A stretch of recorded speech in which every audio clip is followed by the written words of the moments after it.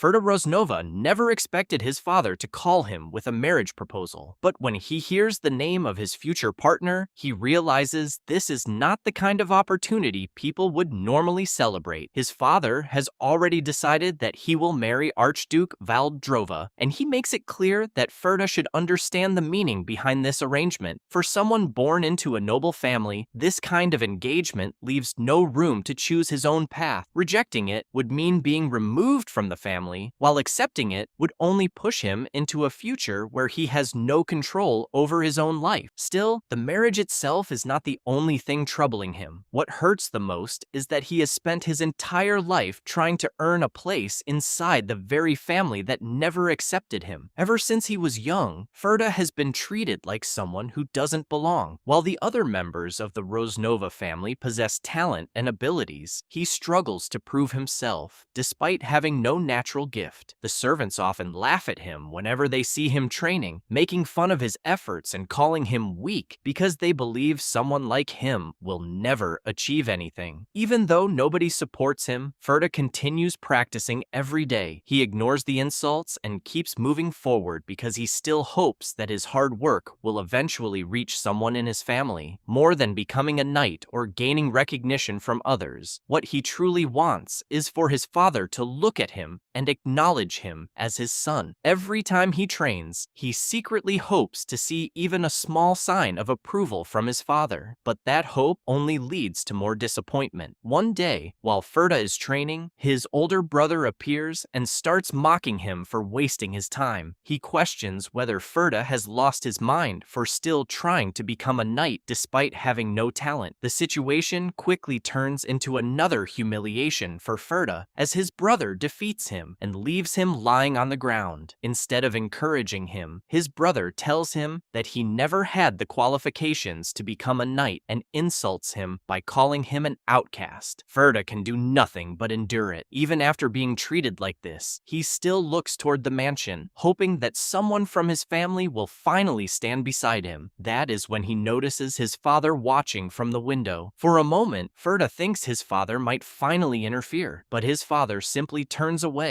and leaves without saying anything. There is no anger, no concern, and no attempt to help him. That single action tells Ferda everything he needed to know. The people he spent years trying to impress had already abandoned him. The family he wanted to be accepted by had never truly considered him one of their own. After this realization, Ferda makes his decision. He enters his father's office and tells him that he is leaving the Rosnova family. He no longer wants to stay somewhere he has never been accepted. His father listens quietly, but his expression remains cold. There is no attempt to change Ferda's mind, and no emotion appears on his face. He simply accepts his son's decision as if it has no meaning to him. That night, Ferda walks out of the mansion and stands beyond the gates that he once called home. Before leaving him behind, his father gives him one last reminder. From that moment onward, Ferda is no longer a member of the Rosnova family. After leaving the Rosnova mansion behind, Ferda is filled with anger toward the family that abandoned him. He remembers how much effort he put in, how many times he trained despite having no talent, and how his father knew all of that, but still chose to throw him away. At that point, Ferda decides that he will never forgive the people who treated him like he was worthless. As those feelings continue growing inside him, a strange red magic circle appears around him. His hatred and desire for revenge become the trigger that awakens something hidden within him. On that day, Ferda gains magical power and becomes a mage at the age of 18. However, even after awakening, he doesn't receive the respect he expected. The other apprentices immediately start making fun of him because they believe he is too old to begin learning magic. They laugh at him, questioning whether someone like him can even understand the basics of magic. Since most mages use their internal energy as the foundation of their abilities, they assume Ferda has no chance of becoming powerful. But Ferda doesn't respond to their insults. Instead, he releases his mana and proves that his power power is completely different from what they expected. The amount of magical energy he possesses overwhelms everyone around him. A red magic circle forms once again, and Ferda reveals the source of his strength. His magic is being powered by his hatred and his wish to take revenge. The more intense those emotions become, the stronger his magic grows. From that moment, Ferda understands that his hatred itself is the key to increasing his power. Using that ability, Ferda continues developing his magic until he reaches the 6th circle. With this new strength, he returns to the Rosnova mansion, the place where he spent years being looked down on. This time, he is no longer the powerless son everyone ignored. The first people he targets are the servants who constantly mocked him and treated him like he was nothing. Using his magic, Ferda forces them to destroy themselves as punishment for everything they did to him. After dealing with them, he moves on to his 2 older brothers. Instead of simply attacking them, he uses his power to fill their hearts with hatred toward each other. The brothers who once stood together begin turning against one another, and Ferda watches as their conflict continues until both of them are left broken. Finally, Ferda faces the person who caused him the most pain, his own father. The man who once ignored him and cast him out is now reduced to begging Ferda to end his suffering. But Ferda doesn't forget the years he spent trying to gain his father's approval. He tells him to look at what happened to the Rosnova family, the very family he was so proud of building. Seeing everything he protected collapse in front of him completely breaks his father. After that, the Rosnova name disappears, along with everything connected to the family. But even after getting his revenge, Ferda realizes that destroying the people who hurt him doesn't remove the hatred inside him. His actions attract the attention of powerful figures across the continent. Many influential people join forces and come after him, declaring him the greatest enemy the continent has ever seen. They believe they can finally bring him to justice. But Ferda continues surviving every battle against them. His power keeps growing until he reaches the 8th circle of magic, a level no ordinary human can achieve. By reaching this stage, Ferda becomes an archmage. Even with that power, Ferda knows the people who hate him will never stop coming after him. If he wants to stand above everyone and never fear anyone again, he needs to reach the 9th circle, a realm that belongs beyond normal humans and is said to be the level of a demigod. He begins searching through ancient records, looking for a way to break through this final barrier. After countless searches, he finally finds the last requirement needed to reach that level. But when he reads the answer written in the ancient book, Ferda wonders if fate itself is mocking him. The final ingredient needed for him to enter the 9th circle is not some rare treasure or forgotten artifact. It is the heart of the Red Dragon, Archduke Valdrova. The dragon looks at Ferda and says fate has a cruel sense of humor. She never expected that the man who was once supposed to become her husband would eventually appear in front of her with the intention of taking her life. Ferda is already covered in blood from the battle, breathing heavily and struggling to stay on his feet. He tells Valdrova to stop talking and accept her death. The dragon says she knows that people call her a tyrant, but she still cannot understand why Ferda hates her so much. She explains that she spent most of her life isolated from the world and never really understood why humans feared or resented her. Hearing that makes Ferda angrier. He asks if she truly believes she did nothing wrong, then reminds her that her obsession with finding a human groom was the reason he was cast out of his own family. Valdrova seems genuinely confused and asks whether that is really her fault. Ferda immediately says yes. In his eyes, the greed of a dragon who wanted a human partner destroyed his entire life. The dragon quietly says that she now understands. Her calm reaction catches Ferda off guard because it is not what he expected from someone he considered a tyrant. For a brief moment, he becomes suspicious, but he quickly uses the pause to recover some of his mana. A second later, Valdrova moves and swings her claw at him. Ferda immediately raises a magic barrier to defend himself, expecting a fatal attack. The impact is strong enough to make blood run down his face, but then he notices something strange. The blood is not his. Valdrova has driven her own claws into her chest and is tearing it open herself. Ferda stares at her in confusion, unable to understand why she would injure herself during the fight. The dragon asks him whether his magic truly requires a dragon's heart. Ferda instantly realizes what she is trying to do and yells at her to stop. She continues opening her chest little by little while he desperately tries to stop her because that heart is the only thing he needs to reach the 9th circle. He fires a spell directly at her and the attack strikes her in the center of the chest, causing the massive dragon to stagger backward. Even after being hit, her claws continue pressing against her chest, and Ferda watches in panic as she collapses to the ground. For a moment, he fears that the heart has been destroyed. Then he notices a bright golden light reflecting in his eyes. Looking closer, he sees that the dragon heart is still intact. Valdrova calmly tells him to take it. Ferda cannot understand why she would hand over something so important when she could have continued fighting. The dragon explains that she realized her existence only brought suffering to him. As she speaks, she begins remembering her own past. She admits that she always hated herself and the violent instincts that came with being a dragon. She could never accept the part of herself that wanted to destroy things for no reason. Whenever she took human form, people reacted with fear, and her presence brought chaos wherever she went. She knew that simply existing was enough to terrify everyone around her. Valdrova says she should never have dreamed of living happily among humans, because that wish ended up causing pain for many people. A tear falls from the eye of the defeated dragon as she tells Ferda that since everyone suffered because of her, she hopes he can at least find happiness through her sacrifice. After saying that, the giant dragon loses her strength and falls lifeless into the darkness. Ferda feels a strange pressure in his chest, a feeling he cannot explain. He becomes irritated that the victory he wanted for so long leaves such an unpleasant feeling behind. Trying to push those thoughts away, he reminds himself that the ninth circle is now within reach. He picks up the glowing dragon heart and prepares to absorb its power. Ferda believes that if he can take in all of that energy, he will finally surpass the limits of humanity and be reborn as a true demigod. When he absorbs the heart, a massive explosion of light and dust consumes the entire area. When the light disappears, the battlefield is gone, and Ferda finds himself floating naked in an endless dark void. He is confused because the absorption should have worked perfectly, yet he feels as if he is slowly sinking deeper and deeper into an infinite swamp. At first, he assumes it might be a side effect of absorbing such an overwhelming power. Then, an unfamiliar wave of emotions suddenly crashes into his mind. A violent surge of magical electricity strikes his head in the middle of the darkness, and Ferda realizes with shock that those feelings and memories do not belong to him. They belong to Valdrova. The hatred he carried for years had been built on the belief that she intentionally ruined his life. But the memories show someone who was struggling with her own loneliness and self-loathing. Back in the dark void, Ferda feels the emotions left behind by the dragon more strongly than before. The anger that had always fueled his magic becomes difficult to hold on to. The memories show him a level of loneliness and suffering that makes his own struggles feel much smaller in comparison. At the same time, he can also feel the gentle loneliness that Valdrova carried for so long. Ferda starts crying and questions himself about what he had truly been chasing all this time. He spent years believing that his goal was to become an archmage, get revenge on everyone who looked down on him, and eventually reach the power of a demigod. But when he thinks about it carefully, he realizes none of those things were what he truly wanted. His mind goes back to his childhood, when he was just a small boy sitting alone at a table and drawing. The picture he made wasn't about power or becoming someone important. He had simply drawn his family standing together. More than anything, he wanted to be accepted by them and live peacefully with the people he called his family. That was the only wish he had from the beginning. Remembering Valdrova's human form, Ferda begins to wonder if she was searching for the exact same thing. Maybe she also wanted a normal life where she could stay with someone and be accepted instead of being feared. The more he thinks about it, the more meaningless his entire journey starts to feel. All the battles, all the revenge, and all the power he gained led him to this moment where the person he wanted to kill was already gone because of him. The ninth circle and his revenge no longer feel as important as they once did. Tears fall from Ferda's eyes as he regrets what he has done. Then he remembers the power that comes with reaching the ninth circle. The only magic a ninth circle mage can use is the wish spell. Even though he feels that everything has already gone too far, Ferda decides to use that final spell. Standing inside the glowing magic circle, he activates the wish spell. As the magic begins working, Ferda hears a familiar voice calling his name. He opens his eyes and finds himself back inside the luxurious office of the Rosnova mansion. Standing in front of him is his father, Arinal Rosnova, who is scolding him for losing focus during their conversation. Ferda recognizes the scene. He remembers that this was the same day when his father told him about the arranged marriage with Archduke Valdrova. He also remembers that this man eventually lost his mind before his death. Listening to his father's words again, Ferda realizes that he has truly returned to the past. His father repeats the same announcement, saying that the engagement has already been decided and that Ferda should understand what accepting it means. When he warns Ferda about the consequences of refusing the engagement, Ferda steps forward and interrupts him. This time, he knows exactly what awaits him, but he refuses to run away. Ferda declares that he accepts the engagement with Archduke Valdrova. Hukan Rosnova, Ferda's second older brother, is unable to hide his surprise after hearing that Ferda accepted the engagement. He asks the servant beside him if he heard correctly, because Ferda has never been the type of person who would willingly choose something that could destroy his own future. The butler explains that Ferda is supposed to leave soon, but instead of preparing for the journey, he dismissed all the servants and locked himself inside his room. Hearing this, Hukan smiles because he assumes Ferda must be suffering inside and decides to visit him just to see his desperate expression one last time. Inside his room, Ferda walks around while preparing himself. He is no longer the same person who once broke down after hearing about the engagement. When Hukan suddenly kicks the door open and angrily asks why Ferda is still there instead of leaving, he expects to see his younger brother in a miserable state. However, the scene in front of him is totally different. Ferda is getting dressed, which surprises Hukan because he was certain Ferda would be crying or trying to escape. Ferda looks at him and points out that entering someone's room without knocking is quite rude. When Hukan questions why he is preparing himself alone, Ferda explains that he dismissed the servants because he wants to get used to doing things without anyone's help. Hukan immediately notices that something about Ferda has changed. The sudden confidence and calm attitude make him suspicious, so he asks if Ferda truly understands what this engagement means. Ferda answers that he knows exactly what it means. Accepting this marriage means leaving the Rosnova family behind. Hukan laughs and tells him that Ferda doesn't seem to understand the real situation. This is not just about being removed from the family, he is walking toward his own destruction. Hukan explains that there is a reason why the position of Valdrova's groom has always remained empty. Despite hearing all of this, Ferda